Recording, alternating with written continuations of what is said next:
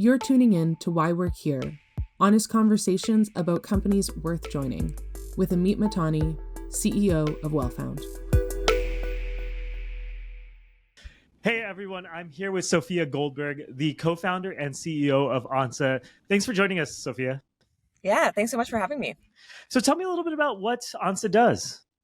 Yeah, so we're a payments infrastructure startup. If you're in the know about payments, we build closed loop payment infrastructure, but to a lot of our customers, it looks like stored value wallets. So think the Starbucks in-app payment experience or the back end of a transportation system or microtransactions for the creator economy. We're the behind the scenes technology to help make that a reality for any brand. That's really cool. So can you tell me a little bit about, who your customers are and like what they end up using the product for? Yeah. So we focus on medium to large and enterprise scaled businesses. And today, a lot of our customers are in the coffee and quick serve space, as well as marketplaces. So we generally call our industry HULT merchants, HULT, habitual use, low transaction value. So that's that $5 coffee, that's that $2 subway ride, and everything you would have maybe used cash for in your daily life 20 years ago that we help digitize and bring forward. And so what we help our customers do is reduce cost of payments and drive cash flow or float. But at the end of the day, it's a really great retention tool to let your customers and your most loyal customers have a wallet that they spend with you over time. So is the idea like if I go to my local coffee shop, I'll be able to buy one of these cards essentially and then use it at the coffee shop and they're getting money up front and also like I'm getting loyalty points essentially? Yeah, in a sense, yeah. So we're not physical cards, we're not gift cards, or there's nothing plastic about it, but Yeah. exactly. So think of it more as like your regional chain that we would serve, and in their app or web experience, a lot of these brands already have digital ecosystems, loyalty, CDPs, are looking a lot at personalization and data. And so this becomes the payments tool to help alongside a lot of the initiatives they already have. And so, yeah, maybe you would add 50, get a $5 bonus into your wallet.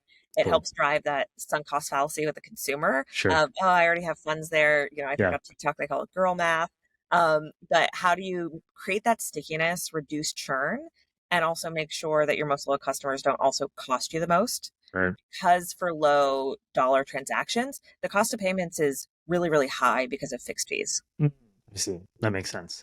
So tell me about the founding story. I know you were at Adyen before this. Did the idea come from just working in the payment space in general? Talk to me a little bit. Definitely came from just generally being a payments nerd. So I like to say I love like the physical mechanisms of the global economy. So like container ships I've always loved, and have been in payments better part of the last decade. So I was at Adyen for a little over or almost 5 years across commercial and product roles, and really loved getting to be at the forefront of a lot of payments innovation happening globally and working with some really interesting brands, and started seeing a lot of, I would say, gaps in what payments was able to do.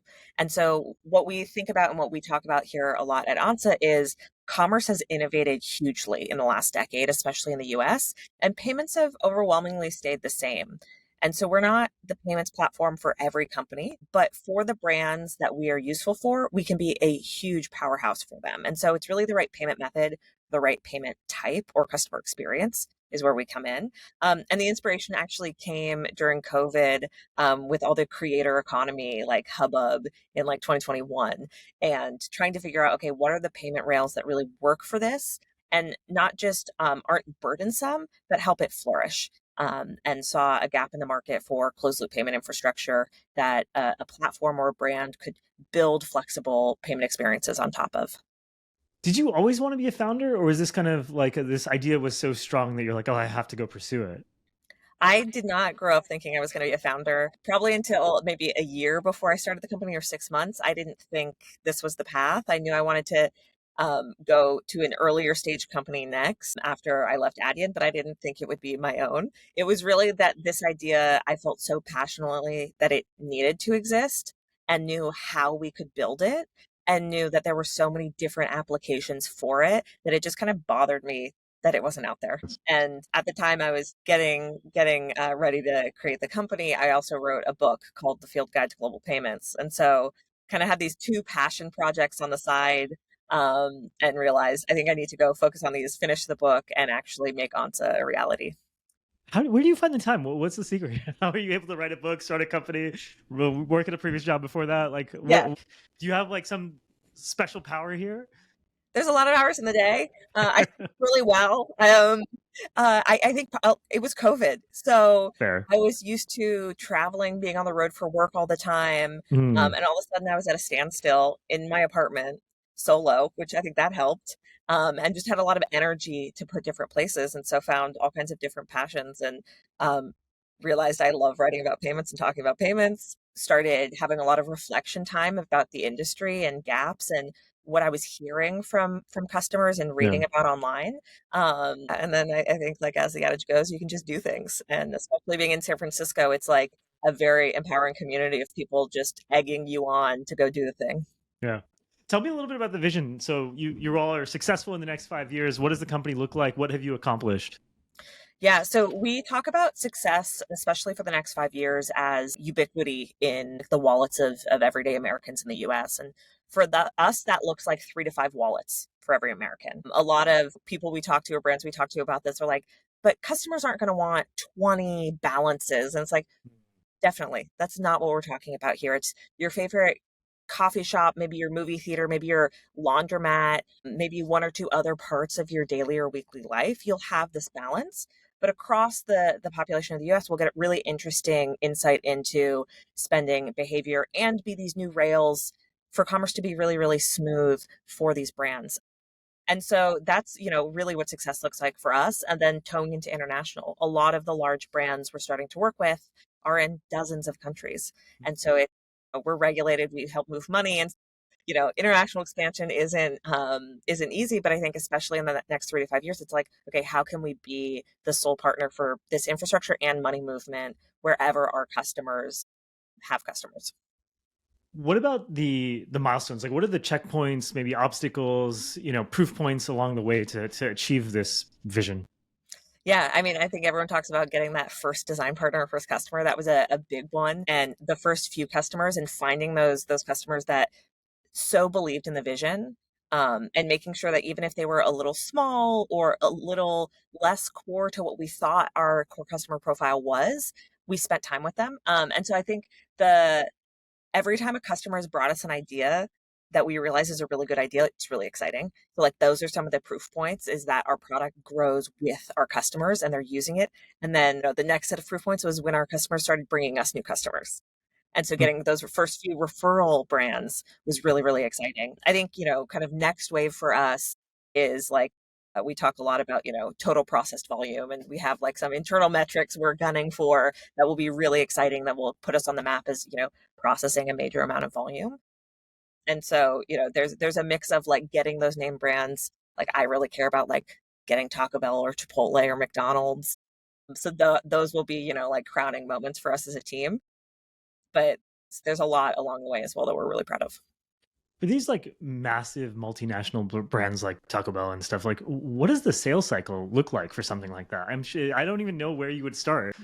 Yeah, so thankfully I wasn't on the sales team at Adyen, but I saw the awesome sales team take sometimes years and years and years to close these large deals. I think one took 7 years, I heard about, in two different Wow. processes. And so we knew early on from day zero of the company that this really is an enterprise product, but with the asterisk that it's really valuable for brands of all sizes. And so also as a startup, you can't wait 3 years for your Right. first customer, right? You have Right. to show metrics. You are burning that entire time. And so we built out kind of like a mid-market engine and everything. And so how to So, start on those enterprise conversations is it's all about relationships and networking. And it's also, you cannot drive urgency with those brands in the same way you can with something smaller, because they have large roadmaps. There's right. multiple stakeholders you have to map. It's learning and being a part of their team in a way. And so really trying to make sure that how they make decisions, who else you have to talk to, and that it's going to take a really long time. And so Right. the mindset, in some ways it's similar to founding. It's like you're on a decade-long journey. It's going to take time. What are the milestones kind of along the way of like getting introduced to a new person, or, I see. they let you take them out to dinner for the first time, Right. and things like that. That's very cool. So tell me a little bit about what's your pitch to candidates? Like, why is Ansa a great place to work? Yeah. There's like enough on the product side that I think is just like really exciting and generational that we're trying to build here. And that means, on the technical side, there's a lot of really fun problems that we're solving. We're moving money. We have a core ledger we built in house. There's a lot we get to do and play with that I think is really rewarding and a lot of area for growth for folks that join the team. But the culture side is something we're also really proud of. So we're an in-person culture in San Francisco, which was not the most popular thing to try and start doing in 2022, but we have lunch together every day. It's a really like fun group of people. Everyone is super unique. And so we're really proud that the team we've built is, we're just kind of everyone's their own person. And we really believe in like kind of bringing your whole self to work. And so like some commonalities though, that we look for and that we value in like our culture is, people are really curious, and are really, bias to action is a big part, right? Momentum is everything in startup land. And so that means people are nosy. They know what everyone else is working on. People are curious about different parts of the industries we can serve and bring interesting ideas to the table. It's really high ownership. I think that's standard for early stage. And that, we're 17, 18 people here in San Francisco. And so that means like everyone gets to be involved in a little bit of everything. And so I'd say for people who are in a place in their career where they really want high ownership, high impact, and kind of what we now call nosiness, that they're able to come in and learn a lot about payments, learn a lot about fintech, learn a lot about the industries we serve, but also have a lot of autonomy in what they decide to own and work on. Talk to me a little bit about nosiness. Like, what does that mean? Like, I've heard that one before. I've heard the other ones, but nosiness is interesting. Tell me about it. Yeah, it's not officially part of our culture, but for the last 3 years, we've just been trying to not use that term. And it's only in the last few weeks that I've given into just using that term for what it is. Like, I think we talk about like, we collaborate efficiently and all these things, which are very true. But I think the root of a lot of what my co-founder JT and I care about, as well as what the team cares about, is nosiness gets at a proactive curiosity and a helpfulness a little bit more. And so it's not like, what are you working on? It's like, I wonder what the other person's working on. I wonder why they're working on that. And then having the proactivity when you think of something to bring it to the table. And so I think it kind of, for me, the term nosiness gets at a mix of ownership and proactivity and curiosity and like bias to action a little bit. How do you make sure that the people that are, the recipients of the nosiness don't feel, hey, like, get out of my space? Is it something that like you're drilling into the culture? Is that something you just have to hire well for? Talk to me about that. It's something we definitely have to hire well for. And I think it's a two-sided thing, right? It's the fact that like we care a lot about collaboration. We spend time in the office all day getting to know each other as people. And so there's a perspective of like what we talk also about is like getting it right is better than being right. And so it's a pretty low ego culture that we've intentionally built. And so you having an idea shouldn't raise my hackles, but also you won't be bringing me an idea saying, oh, I bet you didn't think of this. Right. And so it's like leading with that openness of like, oh, have you considered this? Or I heard this thing and it made me think about what you're working on. And so I think it's a how you approach those conversations, and the fact that we are very like explicitly open to that kind of stuff. Can you paint me a picture a little bit about the team, like who they are, like what their roles are, and I know you're about 18 in the office in San Francisco, but love to hear more. Yeah, so we're pretty evenly split across eng and like non-eng roles. And so mix of front end, back end, full stack engineers and mobile eng on the technical team, one awesome product designer. And then on the commercial side, we've got a few sellers across mid-market and enterprise. Partnerships is a really large part of what we do. And so we have someone full-time on partnerships, and then customer success is another area we're really heavily invested in because we have a value-add product. It's not set and forget. It's utilization-based. And so how can we help our customers be more successful is also where we get a lot of our like product feedback loop from. Yeah. So invested early on in customer success as well. On the tech side, like what are the big projects you all are working on right now that you can talk about? Yeah. So some of the stuff we're working on that I can talk about is we launched Ansa Anywhere end of last year, which is our in-store payments. And so that's a lot of the brands we work with are online and in store. Cool. Yeah. For anyone that's worked on payments, in-store payments are hard. It's a lot of different hardware systems, software systems, really distributed systems at each brand. And then if you're a franchise brand, that gets even more complex. And so we built what we call Ansa Anywhere, which is point of sale, PSP agnostic, tap to pay. So very, very exciting, gritty tech. And there's a lot more we're going to be building in there from the perspective of making it easier to launch, easier to customize, and drive that customer adoption. And then the other side is the data. So as our customers have grown and as we've scaled with more customers, there's even more data for us to help our merchants make sense of. How can you understand, Sophia's buying patterns based on the balances she has when I reload, how to use that, wallet as another facet of, my customer profile, and how we help brands make better decisions on financial planning and analysis, given that, because you're more likely to see that revenue from Sophia because she has a balance, but as well as it'll probably be cheaper to engage her. And so how do we get marketing teams the right data? And so I think there's going to be a lot around that data story we'll be talking about more soon. Very cool. I'd love to hear about where ideas come from for your organization and then how they go from like idea to, in production code, basically. Yeah, ideas come from a little bit of everywhere at a team this size because we're all in the same room most of the time. So a lot of our ideas come from the go-to-market side of a lot of us are talking to a lot of brands on a weekly basis. And it's also where we test our ideas. We'll start to like seed nuggets of ideas that come from anywhere in the team. One, for example, is like refund bonuses. Most of what we do is consumer prepaid or merchant incentives. But a lot of brands lose a lot of money on refunds. And so, okay, what if you refund to balance with a bonus to get someone to take it into their wallet? And that was an idea someone, I think on the engineering side had, is like, we could do this today. Is this interesting? And so then we just on the sales side started adding that to discovery questions. How painful are refunds? How do you deal with those today? What would it be worth to you to, keep those on your platform, keep that cash flow? And so that's how a lot of our product development works, is very tight sync between the engineering team and the sales team. And then how they move forward is we have like 3 pillars in product for this year. And so everything we do is within one of these 3 kind of like theme areas. And it's on whoever has the idea to kind of like put together like a short like business case on, hey, this would drive, we do time to launch, time to value, and scalability. And so is this going to help our customers launch more quickly once they've signed? Is it going to help them see value and grow on our platform more quickly?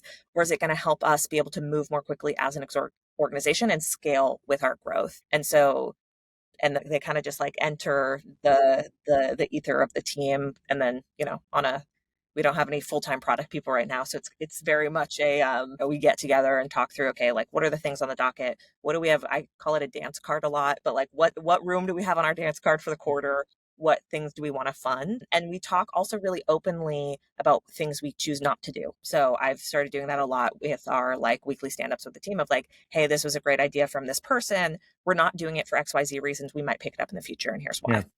That makes a lot of sense. So you came from, basically, you worked at Adyen before this, but you hadn't been at an early stage startup before this. At least that's what I read on your LinkedIn, right? I actually was. There's one that's at LinkedIn. I was at a 5-person startup in Stockholm, Sweden for a little while. Okay, cool. So you've done the startup rodeo at least once. Like, tell me a little bit about kind of going from a smaller company, going to a bigger company, and then starting your own. Like, what are the things you've learned? What are the things that surprised you? Yeah. I would say actually Adyen taught me a lot about working early stage because we functioned like a startup the entire time. Okay. Very much not a like process first business, a very consensus and democratic, like all ideas are valuable if you bring them to the table, no matter your seniority. So that was very similar to the earlier stage company I'd been at as well. And we were, I think, 50 plus people around in the US when I started. So it wasn't that huge here, at least. So it was like about 400 people globally when I started. I see. And so I think what I got and I learned is, a lot around why communication matters, speed being the North Star for everything, even as you scale, but like make decisions on process, make decisions on communication, make decisions on what we build with speed in mind. Momentum is everything at an early stage startup. And I think the other side is like intellectual honesty. And so that's a really blameless culture. Things will break. Half of the things we try or more will not pan out. And so how can we make sure that we're thinking about when to drop a project that's not working? When are we thinking about when to try knocking on some other door to find that other kind of like way through the maze? And I think that was really true at the small startup I was at, was still true kind of at Adyen, even though that was like very clear product market fit, already a unicorn by the time I joined. And then especially being a founder, you know, day zero of a company, you have an idea, but most of what's ahead of you is, I call it kind of like being out on the ocean. And my job is to help decide, okay, like how much do we turn the ship that then, in 1,000 miles will look like a completely different company than we do today. And when to make the decisions of like shifting focus. Is the communication piece one of the main reasons for the on-site thing? You mentioned that it wasn't popular in 2022. It's popular now, but like, Yes. what was driving that in 22? Experience. It's how I like working. It's how my co-founder likes working. I love being at a whiteboard. It makes you move faster. It helps you build empathy with the team. Yeah. Ideas flow. And we don't say it anymore because we're a little further on, but our first few hires, what I would say, because closing your first few engineers is always really hard, is we've got a few years of runway. We have high conviction on what we're doing. I cannot promise you any large outcomes. Most startups that are 3 people fail. But what I can promise you is personal growth, a good time, and great memories. That's and great. So the things I can control right now are, we're going to learn a lot together. We're going to focus on personal growth. We're going to build something really great. And I can't promise you any other outcomes yet. That's cool. Anything that you're super excited about this year that you'd love to talk about? Not that I can talk about. Fair enough. Well, if people wanted to learn more about Ansa, where should they go? Yeah, they should go to ansa.dev. We've got a great page on our company and culture and all of our products. We also have the start of a developer blog, so more coming there soon, and then a regular blog. And you can also just reach out to me on Twitter or LinkedIn if you want to learn more about our team. Awesome. Thanks, Sophia. Awesome. Thank you so much for having me. Thank you for listening to Why Work Here. Ready to find your next role or discover top talent? Visit us at wellfound.com.